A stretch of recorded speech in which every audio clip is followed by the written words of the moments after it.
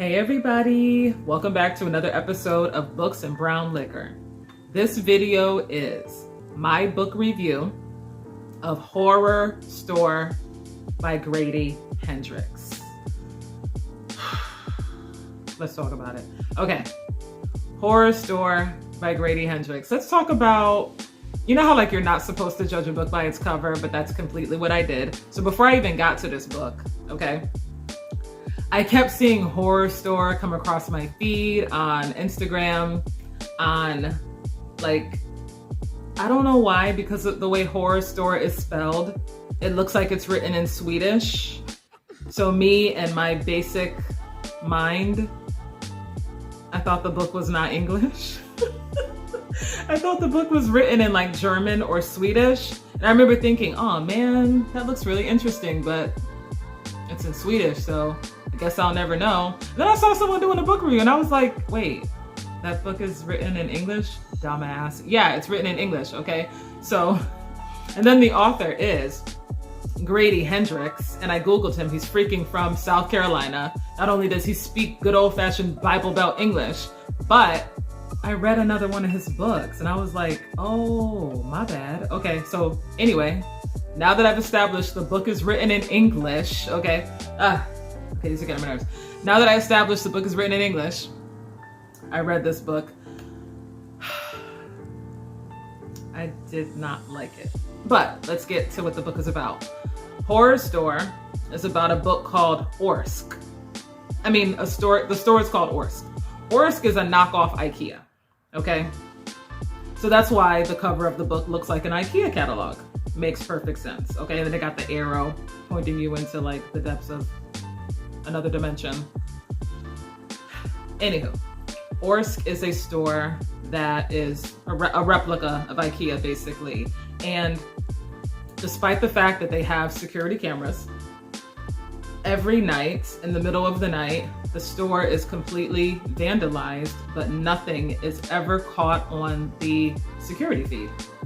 So our manager, he decides he's going to ask for, a couple of volunteers to get to earn some overtime to stay overnight and look for, if someone tries to break in, they want to find out who is doing this, so they can take care of it.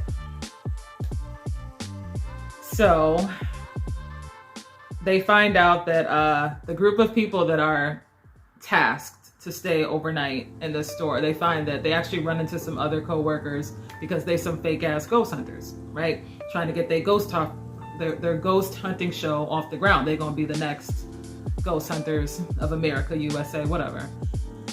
Anyway, I gave this a 2. I did not enjoy this book, okay, because number one, it wasn't scary, and it wasn't like, okay, number one, the people, the characters do not act or speak like adults. They speak like a bunch of kids. This reminded me of like Scooby-Doo, okay?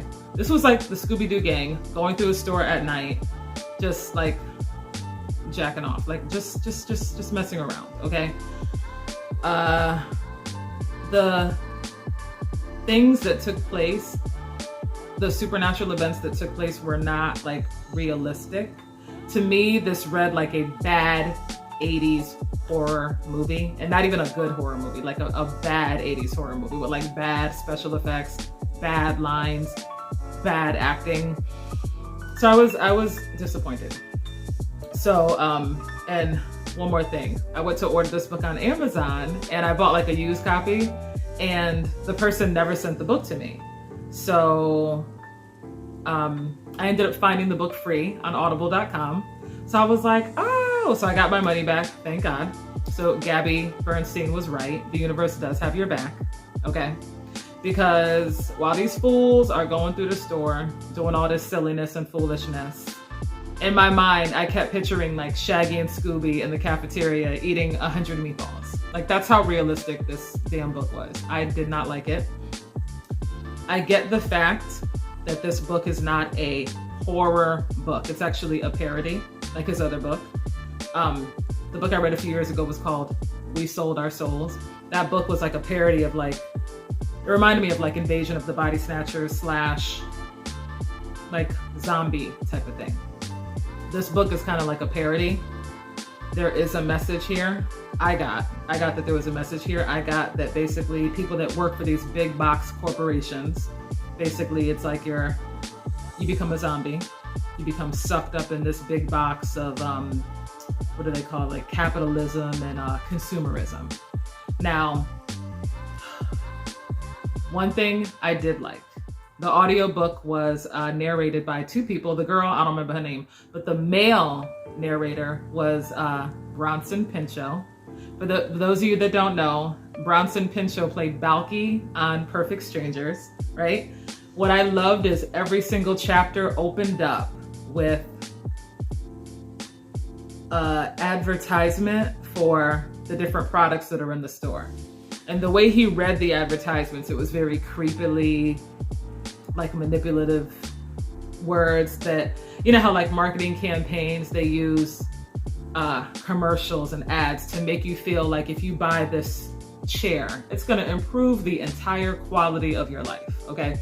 But the way he read these ads, it was really, that was my favorite part of the audiobook. Whenever his voice came on, it would be like, attention customers, when you buy our new Borsk sofa, it's going to not only transform you into another dimension, but you will feel like you never want to leave home again. Like the way it was so, that was my favorite part of the audiobook, was Bronson Pinchot's creepy little marketing ad at the beginning of each chapter. But like I said, this cast might as well have been Shaggy and Scooby and the gang and the Mystery Mobile, because even the scenes that were supposed to be scary, they were not hitting, you know? And a parody is supposed to be like funny, and it wasn't funny. So like, it wasn't scary, it wasn't funny, it was ridiculous, okay? Example, there was a character by the name of Trinity. And, you know, like I said, she's one of those people that's trying to get her ghost hunter show off the ground. So she's looking for a ghost. She's looking to catch some paranormal activity on camera. And there is a line where she says, I just saw a ghost and he didn't like me. He's not supposed to like you. It's a ghost. Boo, fool. Like, what? I met a ghost and he didn't like me? And honestly, I almost gave up. I almost gave up on this one too, okay? Because I was like, this is stupid. But anyway, I just had to finish because I was like, okay, do they get sucked up into another dimension? It was just, I did not like this, okay? An example of a good parody, in my opinion, is if you've ever seen like Shaun of the Dead. It's like a spoof of Dawn of the Dead and all the scary zombie movies, you know, because like every few decades there's like, you know, zombies are in, vampires are in. So this was during the whole zombie craze, Walking Dead craze. And Shaun of the Dead, to me, that was a spoof on zombie movies. That was funny to me. Like when the people were getting killed, their flesh literally looked like spaghetti and meatballs. Like that's how ridiculous that's how ridiculous the movie was. Or another one of my favorite scenes from Shaun of the Dead is one day there's like a homeless guy walking down the street with a dog. And then the next day he walks down that same street and like the homeless guy is a zombie and then the dog is a zombie too. And I'm like, oh, okay, so that was funny. It was dumb, but it was funny. So like I said, this was not scary. This was not funny. I basically just read it all the way, well, listened to it all the way to the end just to see what the hell happened. And then even when I got to the end, I was just like, okay. So I thought that Horrorstor was overrated. All the things that took place in this knockoff IKEA store, it didn't hit for me. It really didn't. But like I said, I get that this is a parody of the big corporate monsters, the big box stores that are taken over.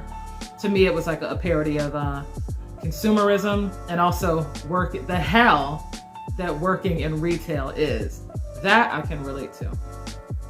But like I said, in my mind, Shaggy and Scooby are in the cafeteria smoking a joint and eating 1,000 meatballs, okay?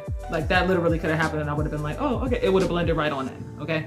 Anyway, I think I made my point. Thank you for watching, and if you enjoyed Horrorstor and you're like, she's being too harsh, please share. Anyway, thank you for watching. As always, I wish you good reading. Bye.